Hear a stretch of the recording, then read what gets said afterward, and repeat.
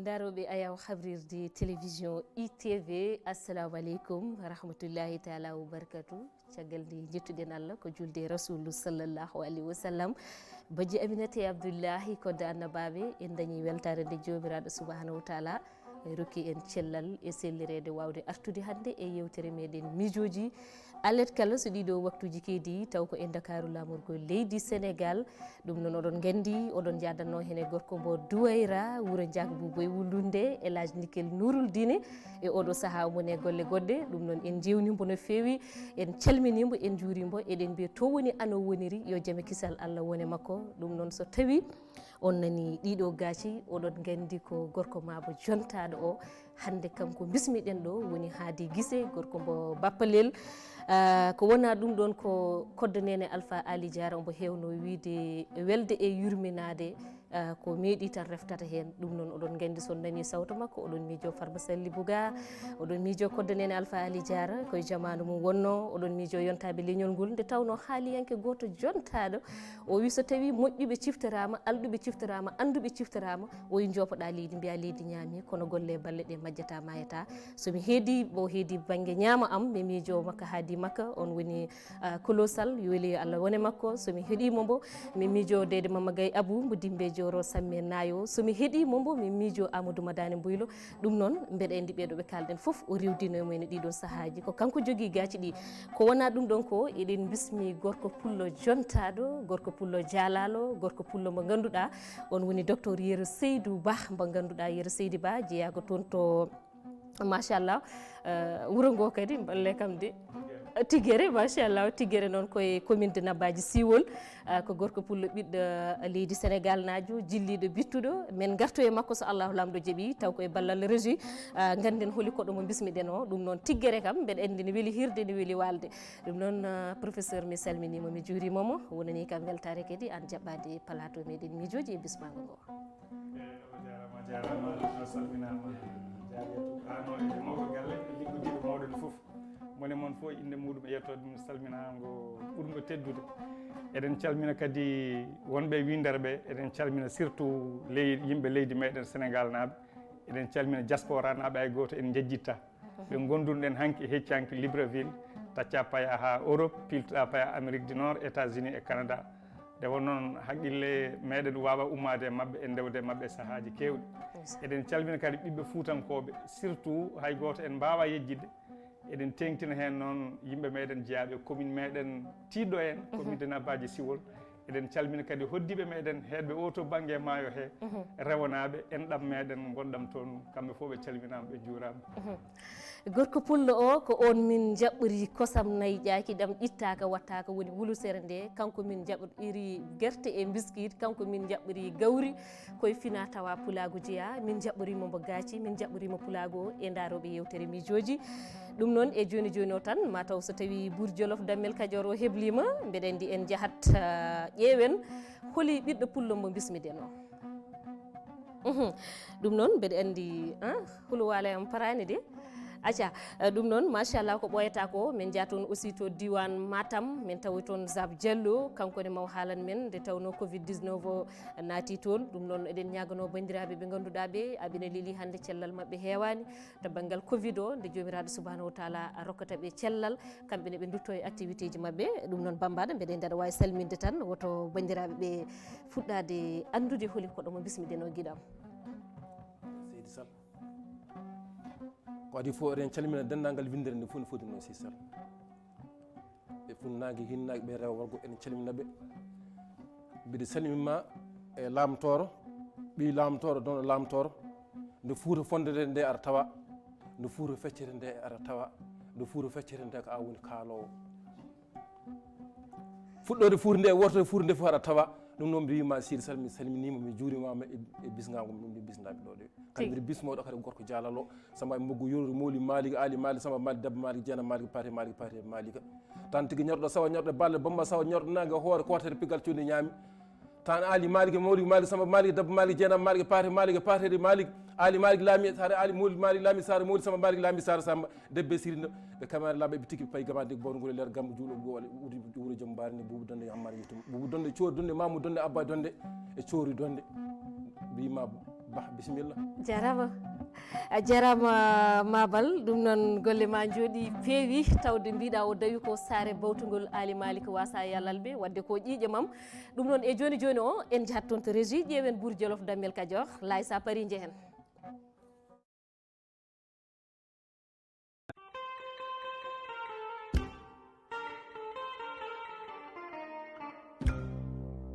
koɗo yewtere meɗen miijoji e ñalawma alet hannde o 14 lewru juin hitande 2020 notoroto ko docteur Yeroba yi aduna koto wuro witengo Tiggeri e nder commune bo Nabadji Fiwol diwan bo Matam koye ngoɗo wuro kay o waɗi jangdi makko lesɗo ndi hono étude primaire o waɗi cycluji makko moyen et secondaire koto lycée Charles de Gaulle toon to Saint-Louis du Sénégal o yaltiri toon koye seedantagal baccalauréat e fannu biteɗe science naturelle ko nden o yaɓani duɗal jaaɓi hattirdi université Cheikh Anta Diop mbo Dakar ko e nder ngal ɗo duɗal o heeɓi licence wondude maîtrise 1991 jagui 92 to faculté des sciences o waɗi thèse e fannu biteɗo étude approfondie en biologie médicale ɗum ɗo noddi jangdeli luggiɗɗi tawi koko yewti e cellal ɗum noon ko to duɗal no wiye institut français de recherche et de développement hono IRD 1994 jaggi 1998 kanko docteur Yeroba o jangani fannu biteɗo science de la vie et de la terre to duɗal Ceerno Souleymane Baal ɗo e Dakar kono kay o jangini toon to Libreville lamorgo leydi Gabon e on fannu SVT ha joni ko tonni e duuɓi sappo 98 jaggi 2008 jangdi makko haɗani ɗon omo jogui seedantagal master e fannu biteɗo biologie moléculaire des plantes to université du Québec toon to Montréal dowlo Canada holare mawde dañama e makko ko ɗum saabi 2009 ha 2011 o woni toon chargé des cours e fannu biteɗo biologie o woni professeur des sciences et mathématiques to lycée français du Québec duɗal no wiye Stanislas Québec ɗum ko 2011 jaggi 2017 haɗani noon on tumu o windi to université de Sherbrooke ngam heɓde master et enseignement des sciences et technologie ɗum woni hunde latindi e hitande 2014 tuggi septembre 2017 ha juin 2019 ko professeur kono kay o woni superviseur et programme de baccalauréat international guila lewru septembre 2019 noon ko professeur to institut Sainte Jeanne d'Arc ɗo e Dakar.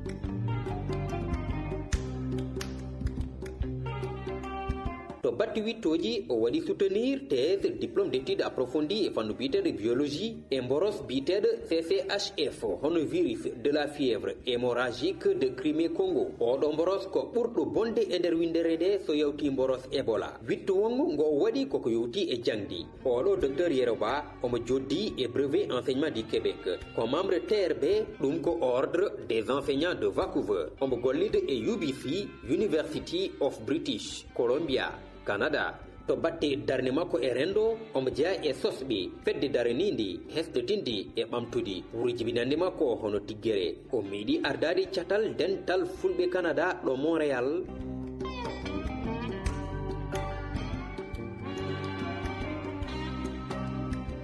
musidɓe tedduɓe ko oɗo ganda woni koɗa hande yewtere meɗen miijoji kuccidiral makko e dio Jariyatu Sall wondude e Nickel Nouridine Sall ko nafoore mawde jogorene heɓede e ndeɗo titonde la Covid-19 et urgence en société Covid-19 e pellital rendo.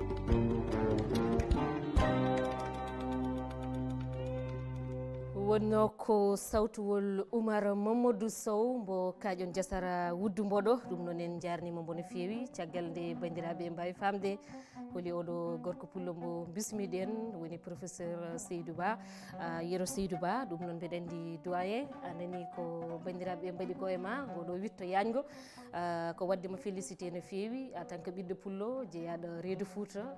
jilliɗo jangguɗo bittuɗo ha dañi ko dañƴa ko minen foof amin ndenda amin donoma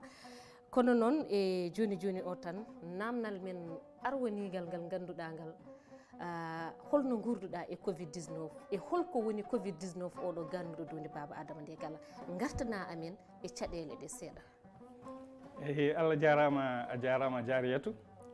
kadi duwaw ma o yo won duwaw jaɓaɗo ya ko Allah yiɗi Mouhamadou Rasulullah e sehli muɗum Ibrahima Covid-19 woni mboros naɗɗo hande e nder leydi meɗen mboros kadi mo ganduɗa jakli windere nde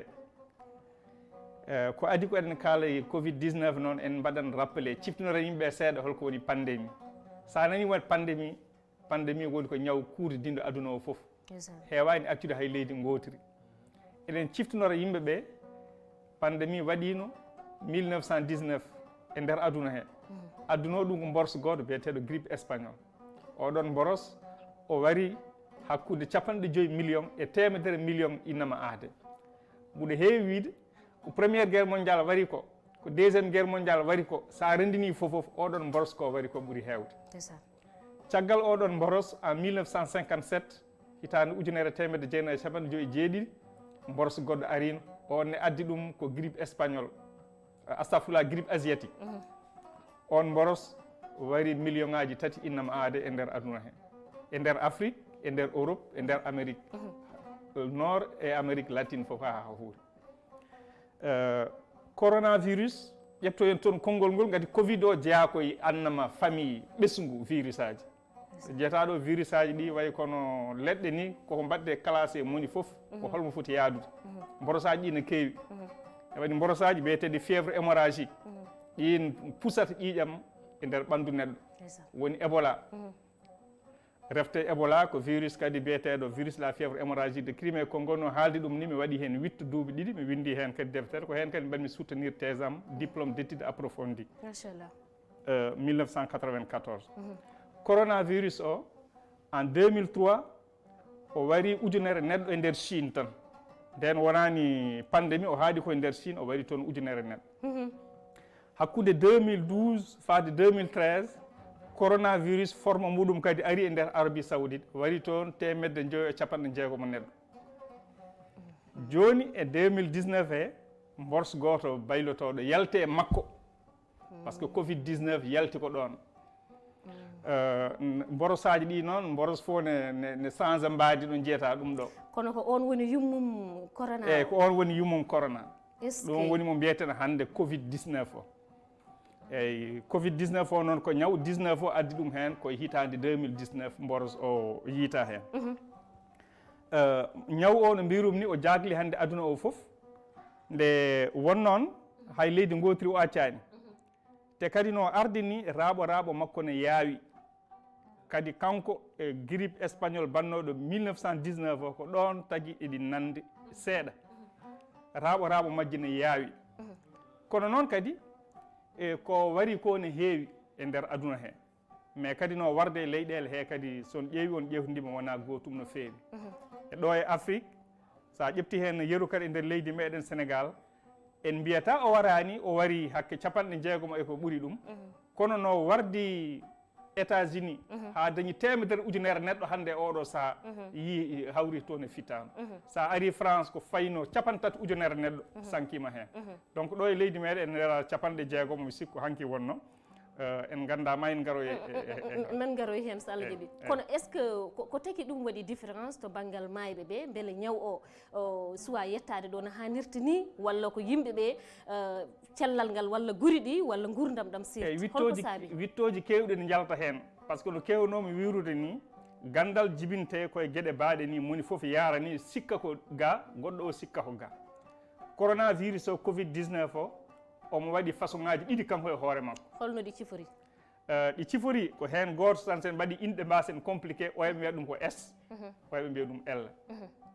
moɓe mbiyata S o e mbiyata L o noɗi mbardata ni wona gotum hen goto ɓuuri ñadde eɗen mbawi wiide noon ɓuuri ñadde e goɗɗo o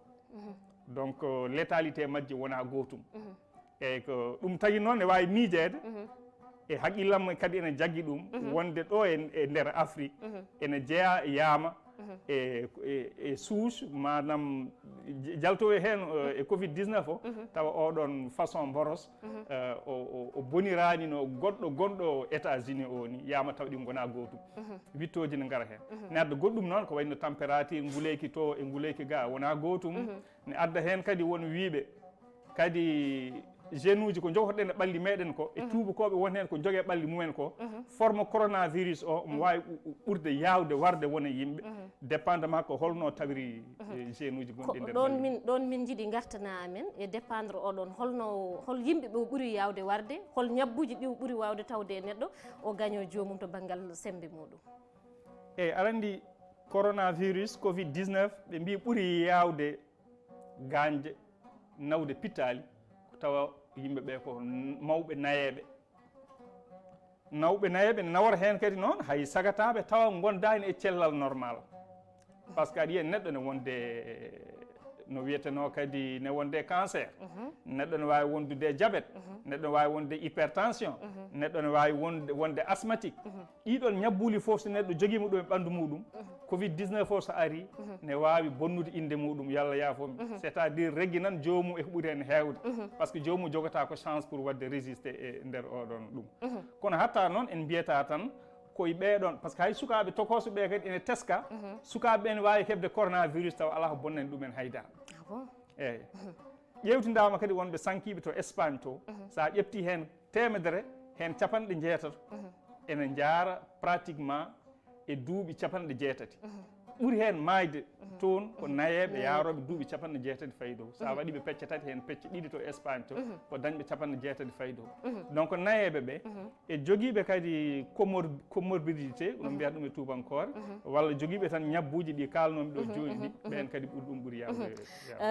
sen garti e nder leydi Sénégal woten jaade toon to diwan Matam e nder yiyande ma hande covid o addi basal dartini kala ko wonno activité ji société o l'état o itti koppareji walli ɓesguji ɗi ɗum men gar hen seeɗa to banggue dawrugol mbeɗen daɗa dilla hen kono e joni joni o en ƴeewi laamu leydi Sénégal woodi kuule ɗe ƴettuno uddude frontiére uji ɗi yimɓeɓe mbasa yahodirde kono elle yeehi ha yimɓeɓe guuri souffrance o no ɓeydo heegue ngue ne laya basal ngal no ɓeydo caɗele nana ɓeydo probléme sanitaire o haalaka wonten jarani hen doole men jottaki toon kono noon sen ƴeewi hande gurdam ɗam yeehi ha yimɓeɓe nana nattodira mais an e nder yiyandema Seydi Ba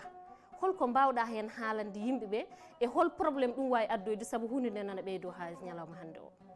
eyyi aɗa andi nde coronavirus ari nde leyɗele ɗe fof mbi ko yo jaggodiral ngal e jadiral ngal yo uste ɗum tagui mawɗo leydi ndi e leyɗele kewɗe uddi frontiére uji ɗi gati ñaw ummotono ko caggal leydi nde ñaw o kadi fuɗɗi hewde ɗo e Dakar seeɗa woni nokkuji kadi ko wayno Touba en kadi ñaw o fuɗɗi yaltude toon wiya hankkadine région fof yo udde ha tawi nder muɗum Allah waɗi hen sutura en jooɗima e nder région de Matam ko juuti coronavirus arani toon hay saaha goto e ɗum kadi ne famno par ce que ñaw ummoto koye région fayi région heɓa neɗɗo o raaɓa donc so région ngaji uddama hay goto yaani e goɗɗo o région mo heɓano fof normalement fotani heɓe sa teskitima kadi Matam ñaw ngu ari toon ko à partir du 2 juin nde wiya école aji yo uddite jangguinoɓe ene keble ene koota te kadi men garoy hen mayn garoy hen eyyi ɗo oɗo saaha noon ne wayno ɗum yettima ni par ce que ɗum yiyama toon yimɓeɓe mbiyete ko yo gartir haqqillaji mumen min kadi mi wino yimɓeɓe yo guurdu no poti wurdude ni holno ɓe poti wurdude ɓe poti wurdude ko rentade mbaɗa juuɗe ma laaɓal celoɗa juuɗe ma jaaha e kine ma continue e golle ma hanki e heccanki no mbaɗanoɗa ni wonɗo mbinomi ɗon mbimi leyɗele ƴestotoɗe e nder aduna ɗe jaltata toujours koye dans des situations de crise nde aduna o dañi caɗele tigui leyɗele ƴestotoɗe ko hen kewi yaltude hay ɗo ɗo gonɗen e coronavirus ko ɗo potɗen darade darde tinde ko wonno écart gonɗo hakkude meɗen e Europe o no way woɗɗude ni tawa sen jalti corona enen profitene oɗon situation écart o wasa juutde par ce que Europe naaɓe hande jooɗima liggueyaji kewɗi darima toon entreprise aji kewɗi darima toon banque uji kewɗi no goni toon en difficulté enen noon kadi économie ɓeɗen guura meɗen heewi yaade ko moni fof e hoore muɗum kaari guesel mum kaari bitikel muɗum koye ɗum guurɗen sen continue e kaɗon guurka en jeehi hen kulol jaggani en ha kirɓuɗen foof o gartuɗen ndeƴen mbaɗen no haydara wodani ni en mbaɗi hen golle meɗen e balle meɗen ɗum ne wawi kadi wallude en ko heewi écart gonnoɗo hakkude Afrique hakkude Sénégal e leyɗele ɗe beele on écart ne usto par ce que coronavirus o yama garto e hen ñaw ngu eno kaldum ni kadi wonɗo ngu yettina to banggal ngal fotani yettade kulol ngol wonɗo yettina ha psychose adda psychose woni kulol aduna tan yimɓe fof kuuli mais holko tagi yimɓeɓe mbawa hulde ɗum saabu aɗa yiya million ngaji e ujunnaji bani adama ene kawra e ladial te ko covid o saabi ɗum eyyi kono sa ƴeewi ɗo e Sénégal joni limete wiye coronavirus wari hande gotel janngo wiye yimɓe ɗiɗo maayi corona wariɓe so yiya woni balɗe tati kadi wiye goɗɗo kadi maayi ko corona warimo mais an jaariyatu cancer no foti yimɓe maayata e leydi he aɗa anndi limama rewɓe tan wonoɓe deyde no jaalen jibinoya wooda heen ɓe Allah haani heen balɗe muɓe ɓenne limama maayoɓe diabète e nder leydi meɗen limaka maayoɓe hypertension e nder leydi meɗen limaka maayoɓe paludisme kadi e nder hitande nde fof so rendinama limaka deke wayno limore nde tan o maayi téléji ɗi fof moni fof ne heppa ko weetata ene laara ministére holko addi ɗum addingol kulol ha sikka coronavirus ko virus ɓurɗo wonde dangereux e nder virus aji c'est vrai ko virus tan kanko ɓuri grippe ñaadde ko virus kadi baro comme no paludisme warirte kono to nawa to yettaki kono ɗo nawa to o yettoyaki toon wadde fotano frontiére uji ɗi udde fotano yimɓeɓe kadi wadde activité ji mumen frontiére ine mbawi uddede e nder leydi meɗen moni foof wona activité ji muɗum sa demannoɗo a wawa wiide aɗa acca guesa ma par ce que coronavirus ari a wawa wonde ka jeeyowo aɗa acca jeeyguma par ce que coronavirus ari wonɗo jiiɗen kadi laaɗe itta e nder maaje ngabbina dow wiye oto yimɓe lumbude heen oto jaada heen ɗum fof ko blocage économique kadi mo ganda wallitta leydi meɗen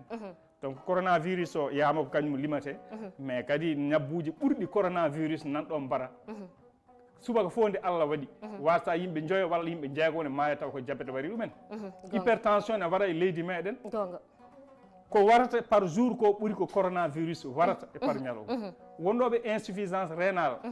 donka tan andude ƴiiƴam mumen no ɓalli mumen lawɗiri ƴiiƴam mumen ɓeɗon kadi ne gone difficulté ji ko maayata e leydi koko ujunnaji en tant que neɗɗo jilliɗo neɗɗo bittuɗo neɗɗo jangguɗo neɗɗo ganduɗo ko ɗon uddirten toɓɓere corona nde jawten e dawal keddigal tawde waktuji ɗi kewani no fewi mais e nder filowma an holno Sénégal foti wurdude e nder covid o ni e caggal covid o so ɓenni holno poɗɗen wurdude enen e holi enen aussi e hol développement mo poɗɗen wadde ha mbawen wurnude koye men saabu waɗi elle mbaɗen kono ƴettuɓe gurdam men foof tottuɗen tubakoɓe elle wayi ko ƴettuɓe gurdam men foof e ngaaluji men foof natti yonde men leydi men natti men yonde gaynaka men natti men wonde faar sukaɓe men ɗannimo école aji ɗi min gara hen joni ko ɓoyata mais holno poɗɗen wurdude wadde caggal oɗo covid wonko jangguini men e haqillantagal e fodde fertude e wonde neɗɗo goto eyyi coronavirus o mi sikku mawo irtu haqqillaji laamiɓe Sénégal ɓe e laamiɓe kadi leyɗele goɗɗe ɗe pour waylo o par ce que koko waɗata e aduna he ha yimɓe mbatta hen haqqille no feewi coronavirus holliri wonde puissance ala hande e nder aduna he États-Unis ne wawi andude ko ɗum firti France e Italie en kadi jii ko ɗum firti entreprise aji mumen darima maaɓe keewe leyɗele mumen enen to banggal meɗen en caloto toujours wadde copier ko tubakoɓe waɗi fof mbaɗen dogen mbaɗen hono majjum sa ƴeewi ɗo e leydi he ni hay mawɗo leydi ndi dañi caɗele o début ha joni kadi caɗele ɗe ne goodi hol caɗele ɗe o dañi caɗele ɗe o dañi ko taariɓe mo ɓe nde ñaw o ari nde tan ko médecin ji ɓoli e haqqillam ko jaggi ko ɓeeno ɓuri takkodirde mbiyamo mbaɗen ni udden ni mbaɗen ni est ce que wona ɓen jonta est ce que wona gandal mabɓe saabi eɓe kaala ɗum est ce que wona hono ni ɓe coynino e gandal wona neɗɗo goto wawi jogade ɗum jinmi wiide ko médecin ne wawno nadde hen biologiste naata hen par ce que biologiste addata ko médecin addata ɗum c'est vrai sociologue naatan hen par ce que sociologue ko addata ko médecin wawa addude ɗum ko ɓeɗon poti jooɗade décision aji sono ƴefte kadi ko ɓeɗon foof poti wiide mawɗo leydi ndi mbaɗiren dani hen wadde somi faami ngal disnodiral ala e nder leydi Sénégal yettaki ɗo foti yettade ɗo e miijo haqqillam tigui nde won noon kadi sa teskitima wiyanoɓe maayɓe caggal leydi oto gartire won kadi dariɓe darde tinde minen min darima hen Mamadou Ablaye Déme kadi eɗen calminamo ko dariɓe darde tinde kañumne haɓama hen ha ɗum artira alen jumre ne wonno ɗon tigui jumre mawde ne wonno ɗon Allah waɗi sutura ɗum haɓama ha ɗum artirama e ɗo foti artire machallah mbeɗen ndi namde ɗe e jaabuwuli ɗi foof no foti welde bandiraɓe hettotoɓe nde tawno gañantoɗen ɓe koɗo feɗɗata ɗo e ɓerɗe ɗe e joni o tan oɗon en jahat toon to diwan Matam tawoyen toon Zab Diallo o haalana men hannde holno diwan Matam finiri e covid 19 caggal nde naati toon e oɗo saaha allo salamu aleykum waaleykum salam ça va bien Zab Diallo no mbaɗɗa alhamdulillah bisimilla ma aɗani en direct e ITV taw ko yewtere meɗen miijoji holko ɓuri toon tengtude oɗo saaha caggal nde covid 19 naati toon to région de Matam. Bon ko adi fof ko salminde goo fof ɗum yetto ɗum te aussi jaranade aussi ITV donc info gonɗo ga concernant covid 19 bon mi yowat mi ngabbat ha dow rek woni holno covid o ariri ɗo holno fuɗɗiri ɗo henna ha ari to ari ɗo donc so yimɓe fof ene gandi la région de Matam c'était le dernier bastion woni ganduɗa hoorema kañum sakkiti hebde coronavirus e nder Sénégal donc coronavirus o ummiri yimɓe ko wuuro wiyetego jeeya gonduɗo ɗum o kadiɗo wondude ɗum a jeeya ko wuuro wiyetego Oudalay woni c'est dans le département de Ranérou o heeɓi ɗum avant le 2 juin on woni premier cas communautaire mo région de Matam heeɓi hebde donc département de Ranérou woni e nder département de wuuro men wiye Oudalay on adi hebde ɗum donc no on heeɓi ɗum ha paari nde quelques jours plus tard no wiya école aji yo guddita le 2 juin président de la république hokki ordre yo enseignant ji gartu goo fof yo artu to jangguinanno e nder hen nana hol enseignant ji woɗɓe kiɗi kañumen mbiya ene gonde donc ñaw biyeteɗo coronavirus o fuɗɗiri ko district de Thilone donc kadi so wiyama district rek yimɓeɓe yooɓe gandu kadi wona e nder Thilone ville donc district de Thilone ça veut dire ko district Thilone o kanko omo waɗi polarisé hakke sappo e joyyi donc poste de santé woni hakke sappo e joyyi wuuro ma haali haal district Thilone e nder hen wiya ɗiɗo hen ene gondi hen e ɗiɗo ɓe noon goto hen woni koye commune les Agnam woni Agnam wuuro ni wiye Agnam Thioday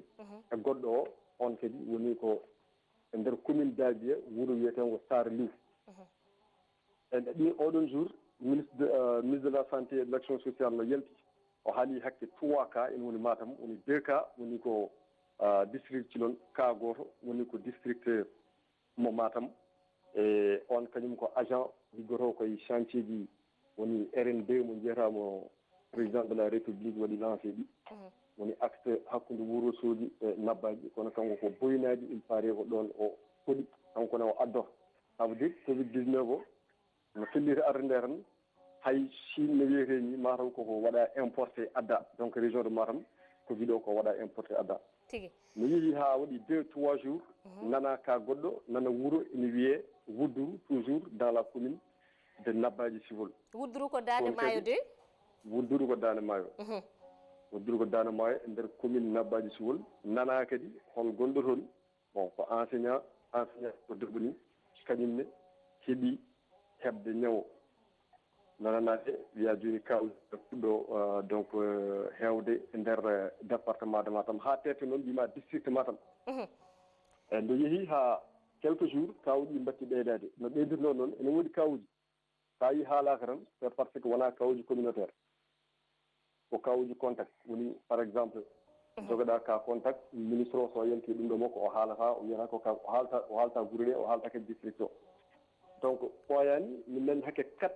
cas yalti e nder district de Matam woni raɓodiral hay goto anda hankkadi to iwoto yeehi ha Matam yaare 9 cas noɓe jeehi haɓe jaare 9 cas premier cas woni gandunoɗo Oudallah o oɗon cas hanki o selli kanko te activité ji makko machallah mais joni oɗo saaha tan pour tonguen tawde waktuji ɗi nana jaaha holno population wurdi toon to beele aɓena jokki rentade beele aɓena jokki kadi wawde heɗade doctereɓe men ɓe ganduɗa kamɓe jogui ko fate cellal ɓalli population guila fuɗɗi ha joni autorité ɗiɗi daari hen population aussi ne renti par ce que mesure aji préventive mbiyaɗi ɗi ɗum ɗon foof population ne renti ɗum kadi ene toppiti ɗiɗon mesure aji guila commune aji ɗi ha wima ɗo woni administration territoriale et politicien ji aussi Matam naɓe par ce que ko heewi guila début ɓe mbaɗi prévenir ɓe gaddi des gel ɓe gaddi thermoflash e goɗɗum donc ɗon oɗon banggue population ne renti guila ganduɗa hoorema wima ɗo woni gouverneur tan ha wima ɗo woni goto fof ne renti kadi ene woodi kadi hol hen de bonne volonté guitta mbaɗa jooɓo ko tayereɓe mbaɗa des masques guitta ñoota masque uji totta ɗum population machallah ɗum ɗon fof aussi ene yaari noon quoi no foti yaarude Sab Diallo a jarama min jarnimo no fewi yewtere miijoji jarnimo no fewi bandiraɓe en daariɓe no daaba way ene keeɗo kadi jettima jarnimo no fewi min ñaago jomiraɗo subhanahu wa taala nde artirta toon jaam merci a jarama ɗum noon wonno ko Sab Diallo toon to diwan Matam e joni joni o en jahat ha joni en jaltani koye covid 19 gonɗen taw koye pellital rendo ngo en jahat toon to ministére de la santé et de l' action sociale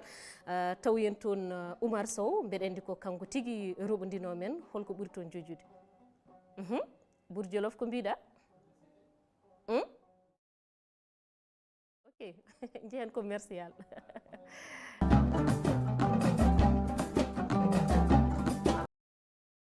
jarama partenaire meɗen Orange ɓe mbi ko yen jooɗo e nder galleji ɗi kala ko woni haajuji men eɗen mbawi rewde to compte uji men Orange Money ɗum noon Allah jarama ɓe jarama kamɓe Orange mbatte hen hakkille no fewi e joni joni o en jahat no mbirunoɗen ni ƴeewen galle joguiɗo cellal ɓalli leydi Sénégal kettoɗen taw koye sawto Oumar Kane gorko mo Dimat.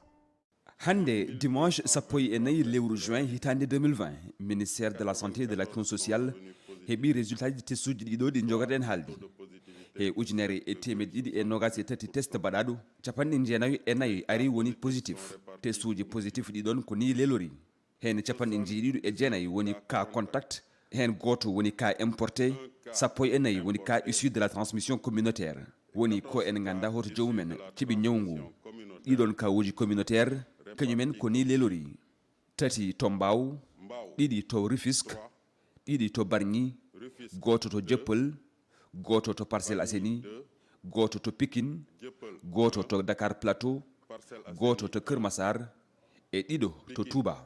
temedere e sappo e jeegom he ñawnoɓe testuji men garti woni négatif firti ko ɓe nati wondude e ñawngu ɓe celli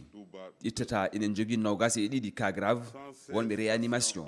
tuggude to ñawngu naati Sénégal faade hannde en dañi ujunaji 5 e capanɗe jeeɗiɗi cas positif ujunaji 3 e temedde 3 e capannayyi e nayyi he mabɓe ɓe celli hen capanɗe jeegom kawri hela dial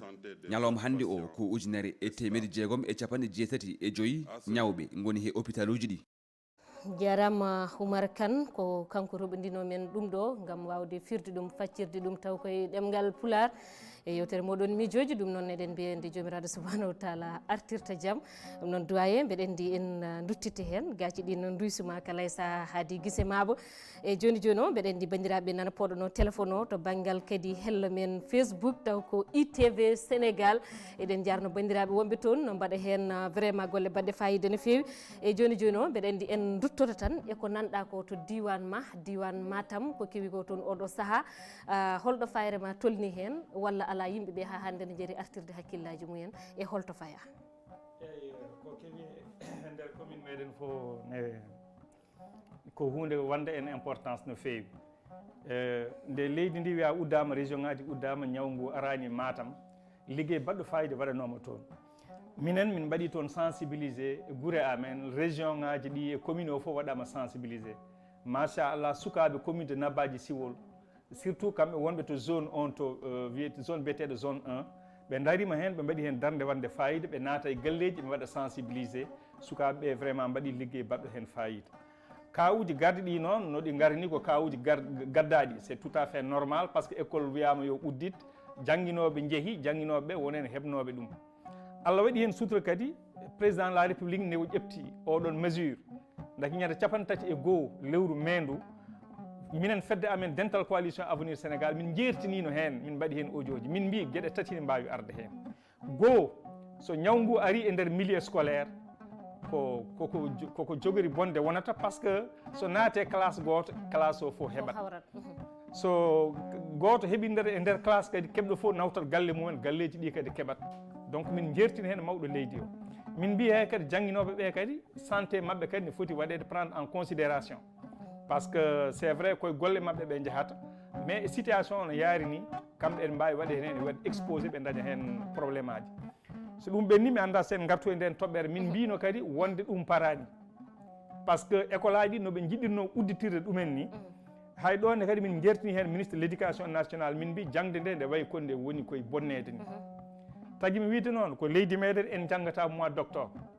école heewi uddude koye nder mois de novembre ɓe jooɗima mois de mars presque ɓe janggani mois d' avril mois de mai mois de juin nana wona lebbi 4 hay goto yahani école hitande nde déjà lebbi 4 jalte mumen wiyama kamɓe waɗoɓe examen ɓe ko waɗoɓe 3e waɗoɓe berwe waɗoɓe bac e waɗoɓe entré en 6e yo ɓen tan jaaha école heddiɓe ɓene mane gartat ɓen joni so gartoyi tawa ko yimɓe naatoy nder mois de juillet e wayno hitande nde bonini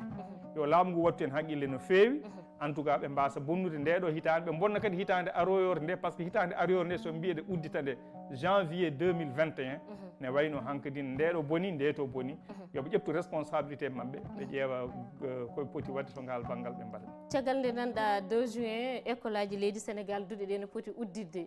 caggal en tant que ka enseignant gonnoɗa mbeɗa andi bandiraɓe maɓe hannde ɓe dañi hen gacce no fewi wiyede ko kamɓe gaddi ɗum toon ene hersini ko wuuro ngo ganduɗa hannde sénégal yimɓeɓe fof koko dañi hewɓe hen koko keeɓi maladie o kono noon ina beele ɗum ɗon hakkille ma ñawana hen caggal nde l'état leydi sénégal ƴettigal ɗon pellital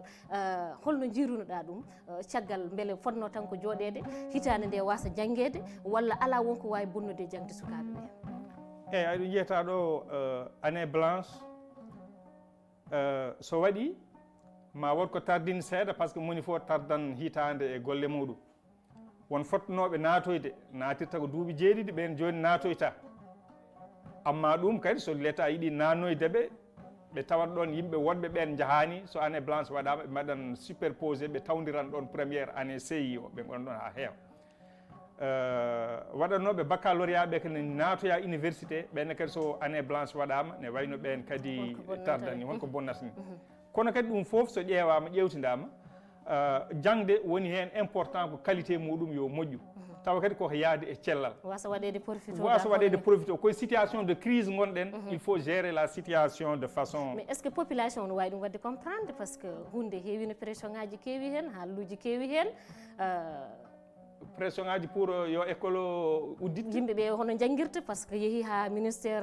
l' éducation nationale ƴettina hen pellital wiide ne waɗa école télé walla télé école ɗum ɗon foof ɗum kadi mani garen école télé o kadi ɗum ministre o mais pourquoi ɗum ɗon en mbawa hen wadde abbitade mbarma won kisal e cellal meɗen tawde wonto dole men jottaki de banggal sanitaire o par ce que école o so udditanoma le 2 juin déjà gueɗe kewɗe nan hen école aji ɗi parani ko wiya wonde école télévision ne woodi ko ɗum koye haala kono ha sa ƴeewi ɗo e Dakar téléji ne goodi sukaɓe nana jooɗi ɓe jeeɓani téléji école ɗi ɓe jeeɓata ko téléji goɗɗi ɓe jaate ko haajuji mabɓe feere ne wayno hitande nde min de e miijoji amen min mbino ko ndeɗo hitande nde boni yo laamu ngu ƴettu responsabilité muɗum dartina hitande nde wi année blanche waɗi 1988 nde min naata université année blanche waɗino minen woni fof hoti galleji mumen situation jaam daña e leydi he hitande rewde hen nde yimɓe gaari puɗɗiti ndeɗo hitande ɗo nde yarata ɗo ne wayno lebbi 4 déjà so jalte année scolaire ma yi so yo yimɓe kaltat gonga par ce que sénégal naɓe janggata janggata ko lebbi sappo lebbi 6 lebbi 9 octobre ala hen mars janggaka avril janggaka mai janggaka juin nan ɗon joni eɗen jaara he sappo e 4 lewru hande janggaka mais bandiraɓe so holde école udditoyta so ari kadi holde uddoyta nattoyne nde to hitande kadi en janvier nde to hitande boni nde ɗo hitande boni min mbi ko école o parani jangde wiyande ne waɗi e nder galleji nde kadi nde woodani nde won noon téléji ɗi gonani partout wiyade télévision jangde télévision en won kadi ko kalanɗon hen mawni meɗen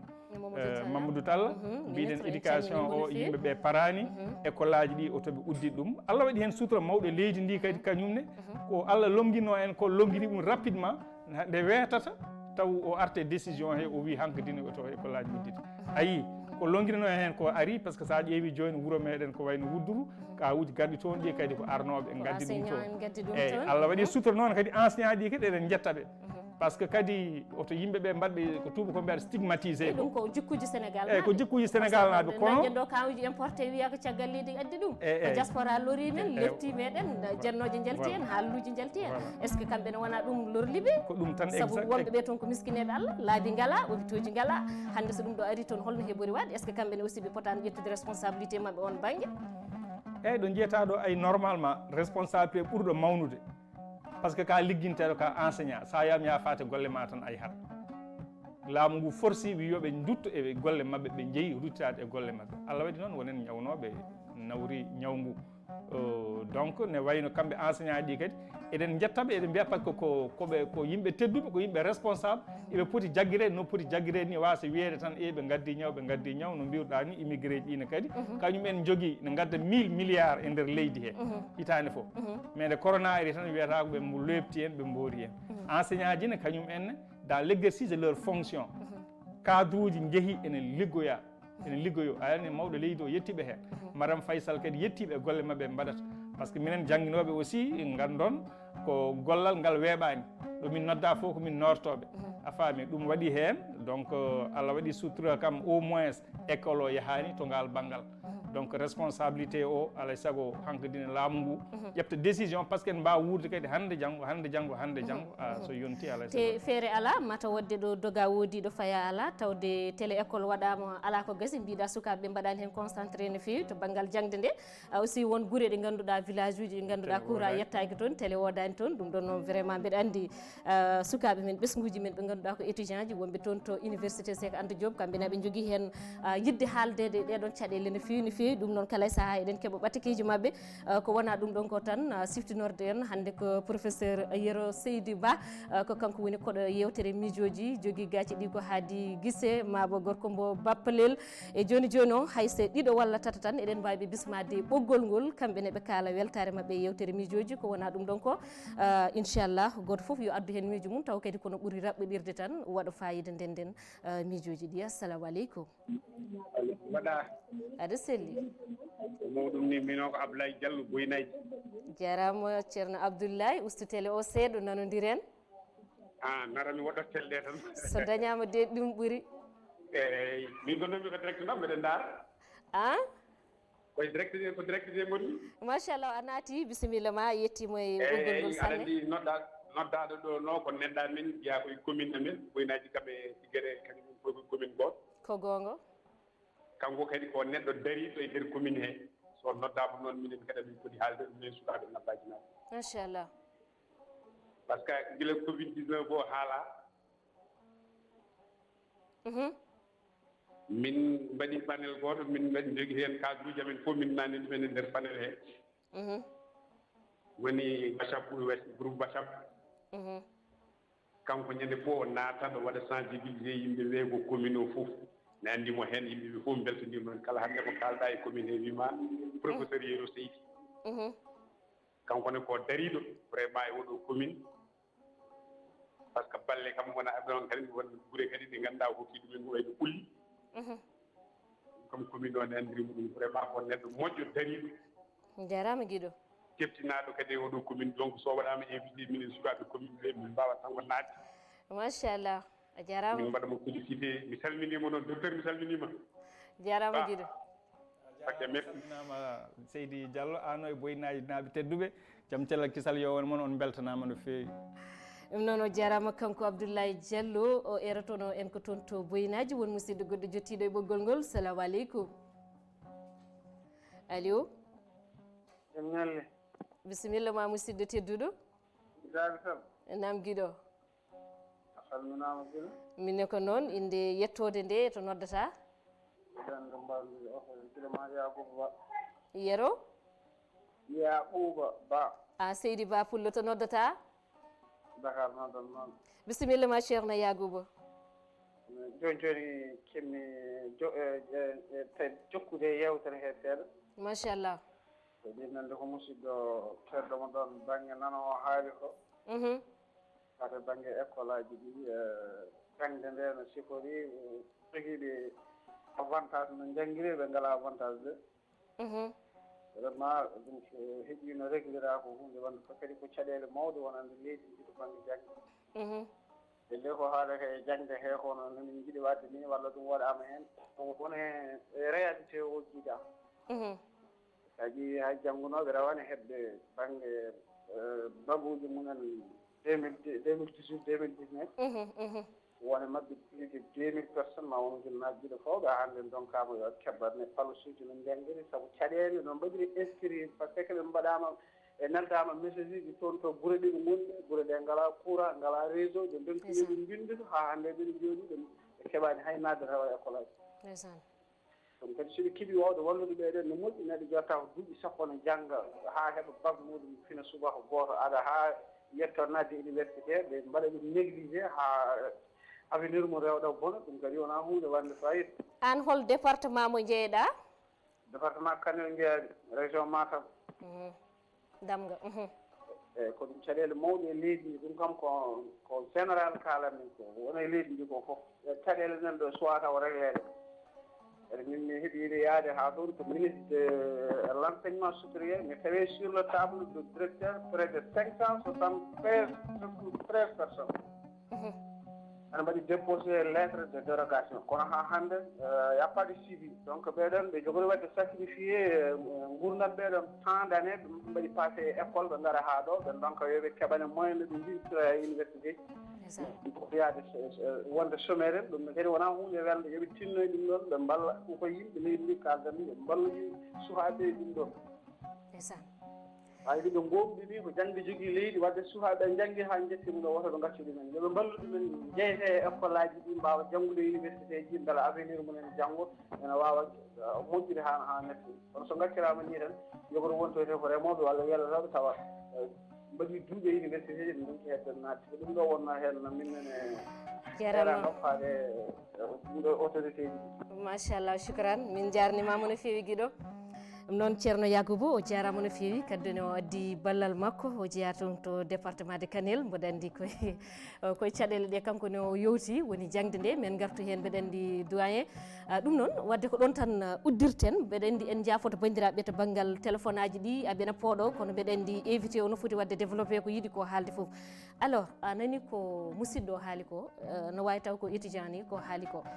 mais professeur wonko jaakimi e nder jangde leydi Sénégal ɗi miskina Allah ala hen gueɗal yoga hen ƴettat ɓiɓɓeji mumen nawa caggal leydi duuɗe towɗe ne jangguina ɗumen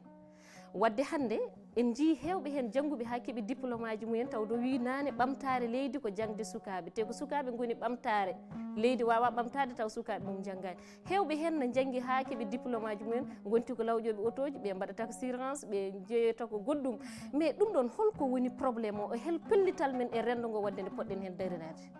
eyyi mi arta saabu e ko Yakuba haali ɗo joni ko goƴa par ce que won koɓe mbiyata dérogation c' est à dire jangguɓe université wonɗo jettiɗa aɗa fonno pasde pour continuer hitande nde ɗum tawa jomumen keeɓano wadde ɗum ko dossier ji joniɗo ene paadi ɗum noon kadi eɗen ñaago laamu ngu yo walluɓe kamɓe hayso hitande nde kala noɗe wawi wonnirde ɓe balle noɓe naatiroy kamɓe nder université he eyyi so ɗum ɓenni ko kalɗa ko goƴa mawka par ce que jangde nde yimɓeɓe ne jangga ha jetto université ha keeɓa diplôme aji mumen donc hebde liggueyaji pourquoi ɗum ɓuuri sabade ɗum ko jangde nde yaadani e liggueyaji ɗi c' est à dire formation o saɗa waɗa formé neɗɗo a waɗa ɗum formé e ko ganduɗa formation tawa ko so yalti formation won ko firtanima formation dans le domaine mécanique ne woodi tawa jomum so yalti kala ko faate oto ko gandal muɗum ha hawri ne jogui so yalti ne wawi uddide garage mécanique avec matériel muɗum foof no liggorto jangde muɗum ene woodi ko ɗum woni ko mbiyata jangde avec développement par compétence c' est à dire ko jangguinteɗa ko wona ya récide leçon ngaji ma tan école udda mbaɗa examen ji mbiyeɗa a paasi école goɗɗo ko hitande ara kadi ndesita leçon ngaji ma mbiyatani jangde yahata ko ene waylo